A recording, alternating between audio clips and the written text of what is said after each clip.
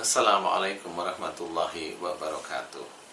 Saudaraku yang dirahmati oleh Allah, banyak sekali tentang suatu hal yang saudara-saudara kita belum banyak tahu. Satu hal yang mau saya ceritakan ada tentang penyakit.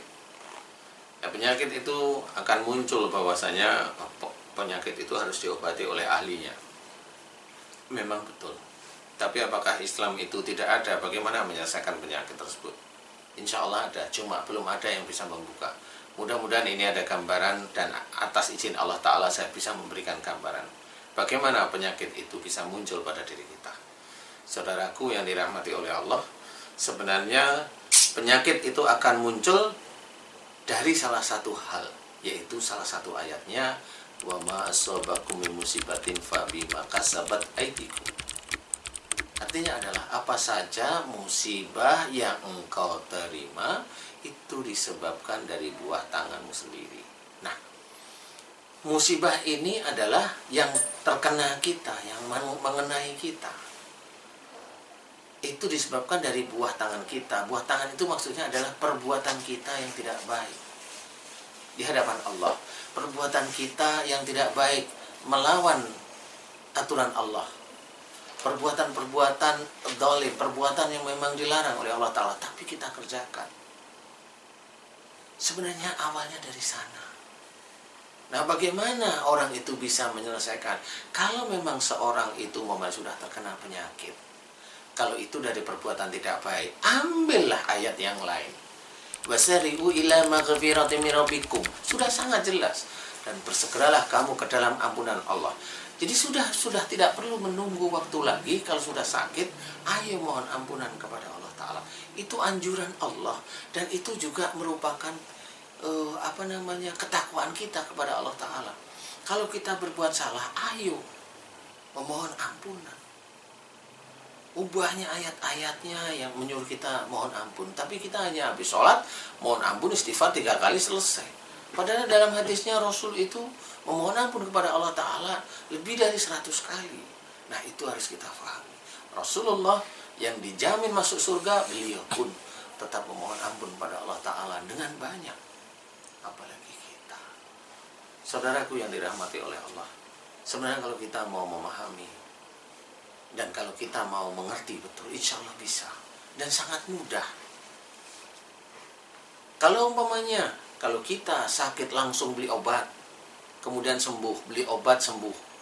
Pertanyaannya, kalau kita memang benar-benar mencoba belajar menjadi seseorang yang takwa pada Allah Ta'ala, kalau obat tersebut itu menjadikan kita sembuh, apakah kita tidak berpaling dari Allah Ta'ala sehingga kita menjadikan obat inilah penolong saya? Kalau kita sudah seperti itu, di hadapan Allah Ta'ala kita tercatat bahwa kita menuhankan obat itu penolong. Padahal di dalam Quran dijelaskan tidak boleh seperti itu. Wa ma antum bi mu'jizina fil ard wa ma lakum min dunillahi min waliyyin wala nasir. Dan kamu tidak akan dapat melepaskan diri dari musibah Allah di muka bumi. Dan bagimu tidak ada seorang pelindung dan penolong kecuali Allah. Belum tentu obat tersebut itu yang menolong kita. Belum tentu. Banyak saudara-saudara kita yang berobat, minum obatnya hebat, tapi tetap aja mati. Nah, disitulah kita tidak paham. Ayolah kita kembali ke jalan Allah. Yang menjadikan kita sakit itu perilaku kita, perbuatan kita yang tidak baik. Dari mulai kalau kita sakit apa? Kalau kita sakit batuk, itu diawali dari cara bicara kita itu keburu-buru. Kalau kita itu sariawan, itu diawali cara bicara kita itu ketus, tidak enak didengar oleh orang lain, menyakitkan hati orang lain. Kalau kita terkena radang tenggorokan, kalau bicara itu nadanya tinggi, itu awalnya. Dan itu tidak baik di hadapan Allah Ta'ala. Apanya yang baik? Kalau kita pusing, di situ ada suuzon, di situ ada curiga, kita berpikir. Di situ kita merasa benar, ada di dalam otak kita. Apakah itu perbuatan baik? Tidak di hadapan Allah Ta'ala. Dan banyak hal. Kalau paru-paru kita itu sakit, TBC barangkali. Apakah kita sadar bahwasanya kita itu senantiasa menyimpan marah? Kita orang yang udah pendiam, tapi kita sering menyimpan marah yang disimpan. Dan itu bisa menjadikan TB. Dan semua hal. Nah, kalau kita sudah sakit, langsung lari ke dokter. Boleh sih, tetapi harus satu syarat. Mohon ampunlah dulu pada Allah Ta'ala. Kalau memang belum diberi kesembuhan oleh Allah Ta'ala, baru berdoa, ya Allah izinkan saya berobat ke rumah sakit atau ke dokter. Mudah-mudahan Engkau berikan kesembuhanku melalui mereka. Tetap itu berdoa. Tapi apakah kita itu sering berdoa seperti itu kalau kita sakit? Yakin? Itulah kita sebagai manusia. Itulah kita sebagai hamba Allah yang masih penuh kehinaan, lupa. Nah, saudaraku yang dirahmati oleh Allah, satu hal yang salah yang bisa menjadikan seseorang meninggal itu adalah kalau kita salah atau dosa kepada orang tua. Mau memaki orang tua, mau memarahi orang tua, merendahkan orang tua, nanti hasilnya adalah mati. Jadi kalau seseorang mati di umur di bawah 45 tahun, biasanya dia bermasalah dengan orang tuanya. Siapapun. Kenapa saya cerita seperti itu? Karena saya meneliti. Setiap kali orang itu bersalah dengan suami atau istrinya, sembuhnya gampang. Tapi kalau setiap kali dia itu bersalah dengan orang tuanya, sembuhnya agak sulit. Kecuali dia minta ampun kepada Allah Ta'ala, meminta maaf pada orang tuanya. Mudah-mudahan dia tulus, sehingga disitulah Allah baru mengeluarkan penyakit-penyakitnya. Jadi kalau dia tidak bisa meminta maaf kepada orang tuanya, ya dia akan merasakan wala tulqu bi aidikum ila tahluka, dan janganlah kamu menjerumuskan dirimu ke dalam kebinasaan.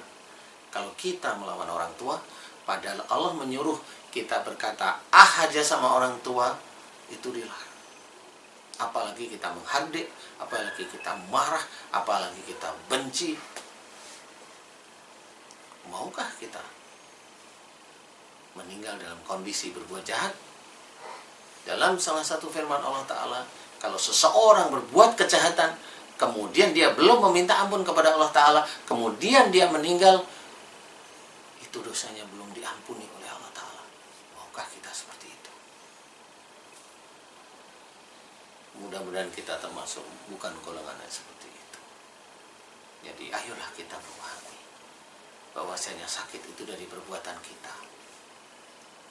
Kalaupun ada cerita bahwa sakit itu menggugurkan dosa, dosa yang mana mau digugurkan? Orang itu harus memahami. Kalau ayat Allah itu mengatakan begini, wala nudziqannahum minal adabil adna dunal adabil akbari la'allahum yarji'un. Sungguh kami timpakan siksa kecil di dunia sebelum siksa besar di akhirat, agar kembali ke jalan yang benar. Akan ditimpakan siksa kecil kepada seseorang di dunia ini. Siksa kecil berarti tubuh yang disiksa nih. Sebelum siksa besar di akhirat. Kita kalau mencermati ayat Quran, satu ayat ini tidak terputus, bahwa siksa kecil di dunia sebelum siksa besar di akhirat. Saudaraku yang dirahmati oleh Allah Ta'ala, kalau Allah memberikan saat ini kepada seseorang siksa kecil di dunia, pasti Allah sudah menyiapkan siksa besar di akhirat. Pasti ayatnya sudah bercerita seperti itu. Sudah pasti.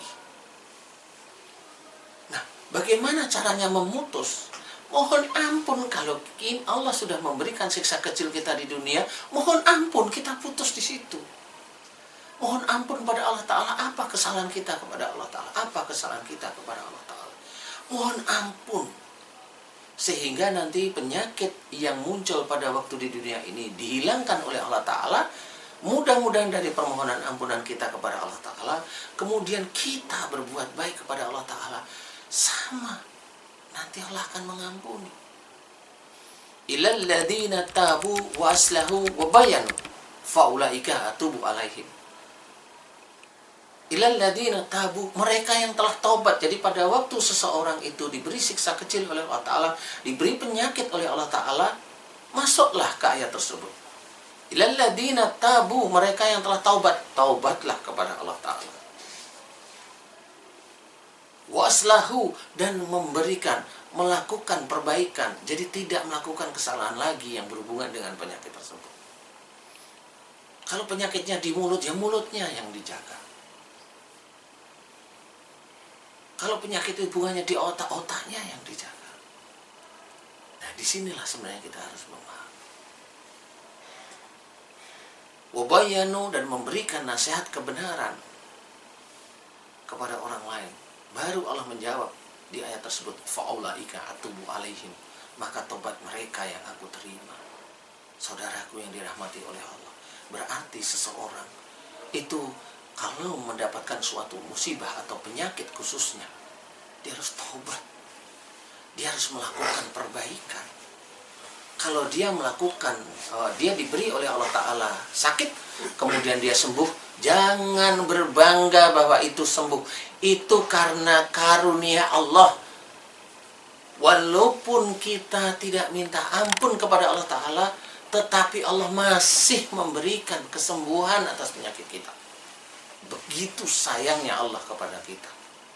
Tapi kita sebagai hamba Allah begitu tidak tahu hati kepada Allah.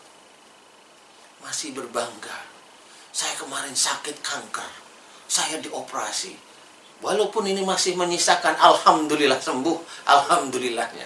Tapi dia mau berbangga sebenarnya. Naudzubillah. Disitulah kita harus paham. Ayolah kita kembali ke jalan Allah. Obat bukan penolong. Bukan. Allah lah yang menolong. Tubuh kita milik Allah. Tubuh kita milik Allah. Makanya kita harus kembalikan pada Allah Ta'ala. Saudaraku yang dirahmati oleh Allah, ayolah kita memahami jika kita sakit, di mana titiknya, mohon ampunlah. Kalau itu disebabkan dari perbuatan-perbuatan kita yang tidak baik, perbuatan-perbuatan yang keluar dari jalur agama, perbuatan-perbuatan dolim, perbuatan-perbuatan yang kita mengikuti perbuatan setan. Saudaraku yang dirahmati oleh Allah, ayolah kita berperilaku baik seperti Rasulullah, berkata yang lembut, berpikiran yang senantiasa positif, melakukan hal-hal tidak kasar, sikap kita tidak keras, hati kita tidak kasar, senantiasa pada siapapun, apalagi suami istri, kepada anak-anak kita, kepada saudara-saudara kita, teman-teman kita. Ayo kita kerjakan kebaikan demi kebaikan. Karena dalam Quran diceritakan, jika seseorang melakukan kebajikan, di situ pahalanya untuk orang itu sendiri. Pahala ini akan dicatat oleh Allah Ta'ala. Apakah kita tidak senang kalau memang kita besok di akhirat pahala kita tampak di sana? Ataukah kita hanya melakukan perbuatan-perbuatan dolim, perbuatan dosa? Dan itu diceritakan, dan dia yang akan menanggung dosanya sendiri. Naudzubillah. Ayolah kita kembali ke jalan Allah. Kalau ada sakit, mohon ampun kepada Allah Ta'ala. Mohon ampun terus-menerus. Mudah-mudahan Allah ridho sehingga penyakit kita disembuhkan. Jika penyakit kita itu disembuhkan oleh Allah Ta'ala, biasanya Allah mempunyai ciri penyakit itu tidak dimunculkan lagi. Kalau penyakit itu dimunculkan lagi, berarti dosa kita masih ada di hadapan Allah. Saudaraku, mudah-mudahan ini bisa meningkatkan keimanan kita dan ketakwaan kita kepada Allah Ta'ala. Ayolah kita meningkatkan ketakwaan kita dengan salah satu hal, yaitu mohon ampun kepada Allah Ta'ala. Mudah-mudahan bermanfaat, khususnya bagi diri saya sendiri dan juga saudaraku yang dirahmati oleh Allah. Assalamualaikum warahmatullahi wabarakatuh.